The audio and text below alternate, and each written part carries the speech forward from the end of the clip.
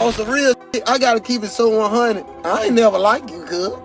I ain't gonna lie, I ain't never like your bitch. I ain't never liked you, cuz. You know I ain't like you.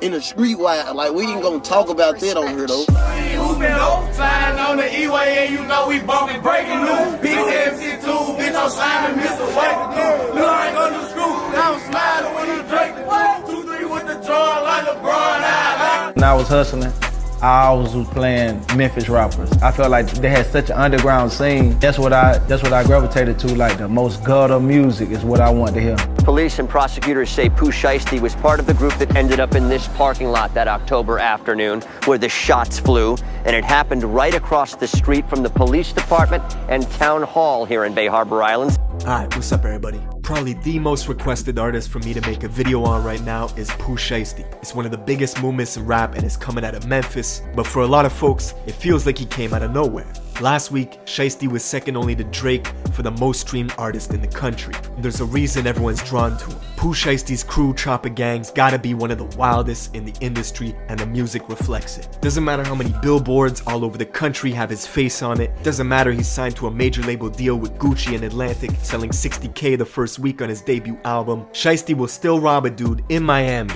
who was trying to sell him weed and some Jordans, stick 2 shooters on the guy, sending him to the hospital, escape in a green McLaren, get arrested, bond out, and leave the state in a private jet. Saying the two left the state in a private jet. Who, they got the right guy? See, SHIESTY keeps his circle small. You basically gotta give your life to Chopper Gang just to be around. Chopper Gang Hank, he's locked up for an attempt murder, allegedly shot up a car and paralyzed the dude in a bad case of mistaken identity. Chopper Wop, he's down for a murder and 2 attempts. Even SHIESTY's best bro, Big 30, who was signed to a deal way before SHIESTY was, getting tens of millions of streams a month, he got booked 2 weeks before SHIESTY did on felony drug charges in Alabama, got extradited back to Memphis for another pending case he was already fighting, made bond, and released the song first day out. But most of the mainstream was not tuned in until Lil Durk and SHIESTY came together to make the song Back in Blood. And while most fans were focused on Durk in the wake of the Quando and Vaughn situation, the entire city of Memphis was focused on SHIESTY's verse. Because he wasn't just rapping, SHIESTY was talking about a specific event that happened where he and 2 members of his crew went to a rival house in Memphis and robbed a bunch of guns from them. That's why in the lyrics he says, "Yeah, you know who took that shit from you, come get it back in blood." On the song, SHIESTY's talking directly to them. We ain't mad, Scott. We want you to see this face. You nigga know who it was did that to y'all. You nigga know. The rival gangs called EBG, and them and SHIESTY have had problems for many years locally in Memphis. EBG being from the north, SHIESTY being from the south, it plays into this divide that's long existed in the city. But now the Back in Blood song is worldwide, hitting the number 8 spot on Billboard charts, getting 50 million views on YouTube in 1 month, forcing EBG, who aren't even rappers, to respond over the same Back in Blood beat.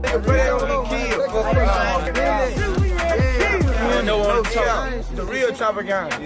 Their remix got taken down a bunch of times, each time getting hundreds of thousands of views in days. So EBG dropped a second diss track, this one called Rumors. They even got Quando Rondo to make an appearance, taking collateral shots at Durk just for being on the original song with SHIESTY. Now, we're gonna get into all this, but first, check out my song of the day. This is some motivation from my guy K Johnny. Let's go. To the point I don't give a fuck no more. Just thought I should fucking mention I done fucked around and got my heart broke, but I done buried all of my feelings. I know my mama saying go get it. You got a child that needs visions, so I can shit on him, I did it. I hate to do it, but I did it. Look, I cannot visit my past, I'm back in my bag, no more being stupid. The love I had get on one bag, I'm talking again, let's get to the moolah. Look, I'm throwing that shit in the trash, I manifest cash, you thought I was ruined? I know you fucking thought I was ruined. I'm getting greater. Alright, right now, Memphis is like the gold rush for artists. Everybody's getting signed. And the reason is, Memphis has one of the rawest, most authentic cultures. But there's a lot more to it than good music and good barbecue. Memphis is the heart of the Bible Belt, with more churches than gas stations. On one hand, it's that southern hospitality, home of friendly folks who work hard to get by, but on the other hand, it's extreme violence, making Memphis the 3rd most dangerous city in America. It's rural country, so practically everybody's tooled up, and folks have paramilitary weapons. In areas like the South or North Memphis, your life expectancy is 20 years shorter than other parts of the city. Right now, in some neighborhoods in Memphis, families are sleeping on the floor to avoid being hit by gunfire from outside. For some, they live in a war zone. For POOH Shiesty, he's from the Cane Creek Apartments in South Memphis, just 15 minutes from Moneybagg Yo's hood, the Walker Homes, not far from Young Dolph's neighborhood in Castalia, and black youngsters around the way too.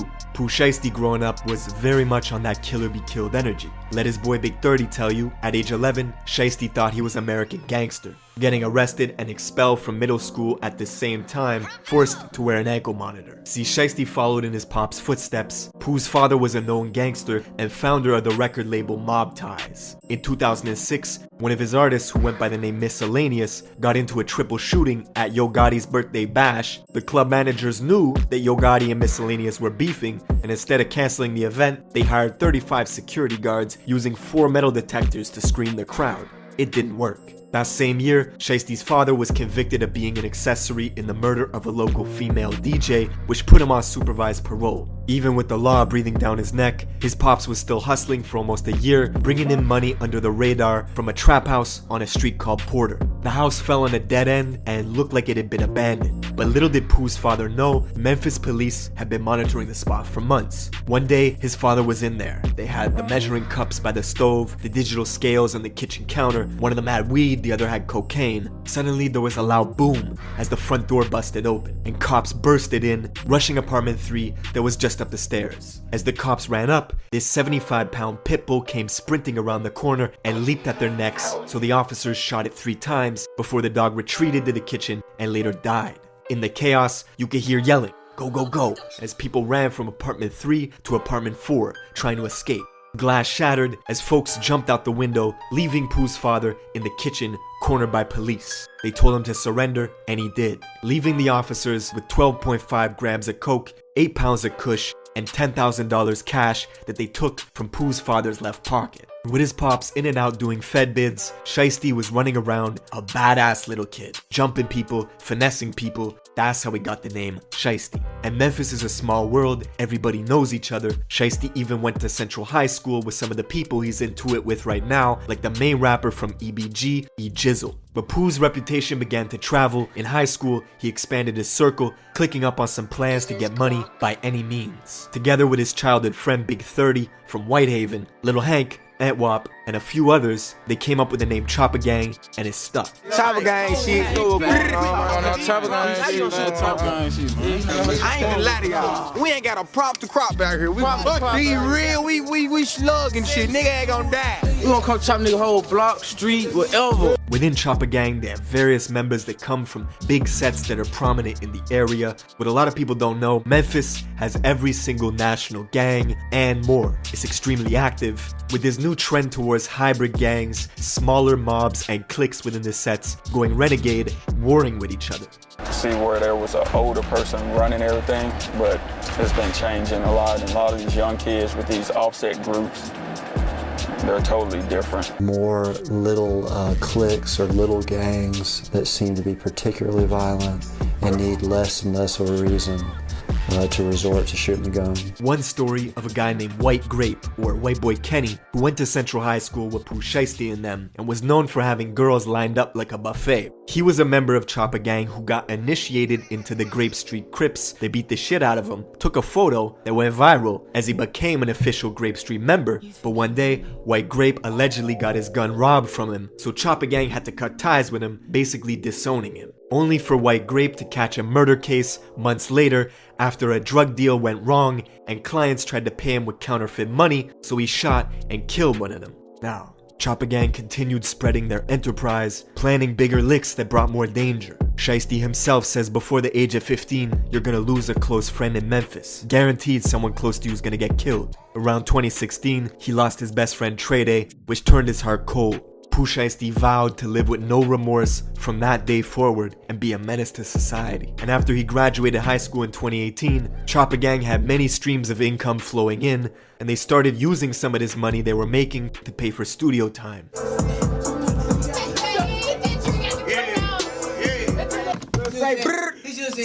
I just turned up. You said brrr. It was one of those rare cases where the music blew up out the gate. They dropped their first song, Breaking News, near the end of 2018, and by 2019, they were buzzing. Shiesty's childhood friend Big 30 got signed to fellow Memphis artist Moneybagg Yo. Meanwhile, Shiesty was still a free agent, dropping hit singles every other week, racking in views. This caught the attention of G.D.S.Blood&V.L, who was in the middle of building his 1017 roster, looking for the grimiest artists he could find.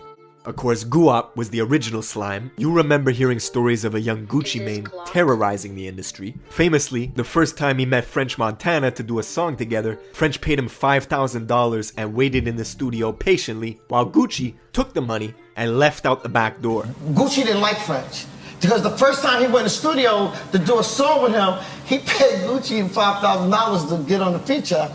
And he was just sitting in the studio, but Gucci was going out the back door. Like, he wasn't doing nothing. And I said, Gucci, you can't do no shit like that. And that's the same energy Gucci saw in POOH Shiesty. After hearing one song on YouTube, he hit up POOH on IG to get the paperwork ready for a major label deal with Atlantic. Chopper Gang was laughing to the bank. The industry fucked up and let some real gangsters in.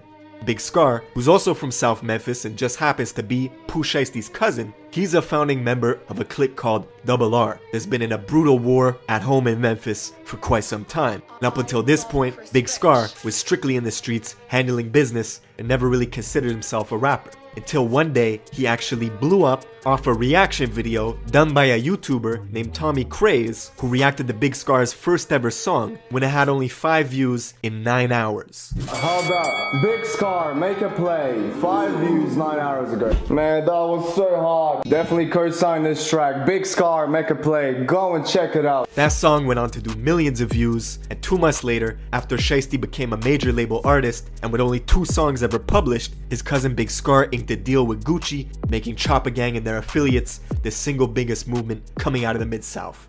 And with all this attention on Memphis, it brought more drama to the city. POOH Shiesty was living up to his name and began taking shots at another Memphis rapper named Big Boogie. Where you at, Big Boogie? The Boogster. Where you at? Hey, Boogie, hey, Red Ron, I would get out there in the street with your gang, me by myself. The whole gang right now, today, in like 30 minutes, on live, all this shit. Why you say something back, cuz? You did that out of your fans, cuz. You let your fans boot your head up, cuz.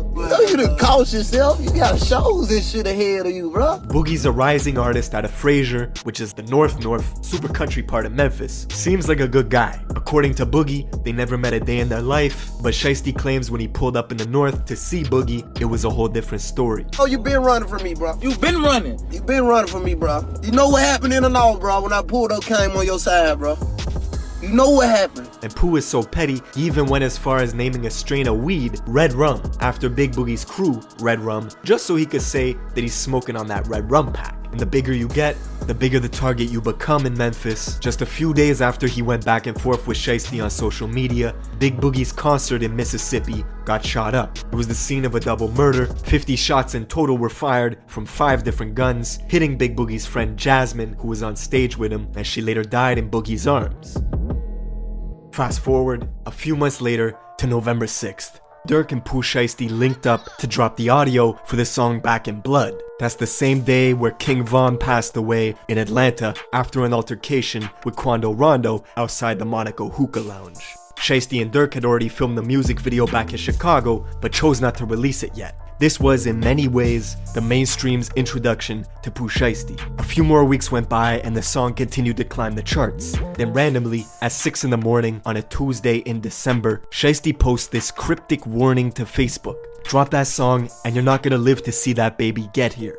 That's when New Year's came around, January 1st, 2021. A Memphis crew called EBG put out a remix to Back in Blood, going after Shiesty, responding to everything he said on the original track. They got Chopper Gang Killer, CGK, on their t-shirts. POOH responded immediately, saying this had to be the worst move this gang ever made, and that he did 18 million views off of them before he even said their name. The very next day, Shiesty dropped the music video that he filmed with Durk back in Chicago, making Back in Blood the trending topic once again, shooting all the way up the Billboard rankings.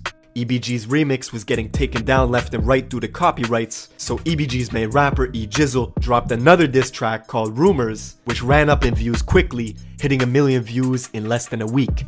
Then, Jizzle was shot 3 times just days after this second diss track went live. I bet a man can do this. Man can do this.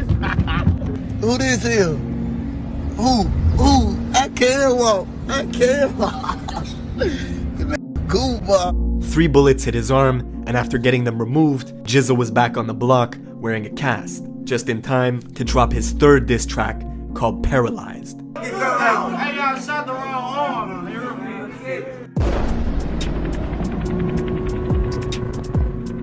To add to the unfortunate timing, POOH Shiesty's brother, who had been on life support fighting for every breath, was pronounced dead just hours before EBG released this new diss. As it stands, the song has nearly 400,000 views in a week. EBG Jizzle went from a couple thousand followers to 50,000 almost overnight, and Memphis has pretty much been in a frenzy ever since.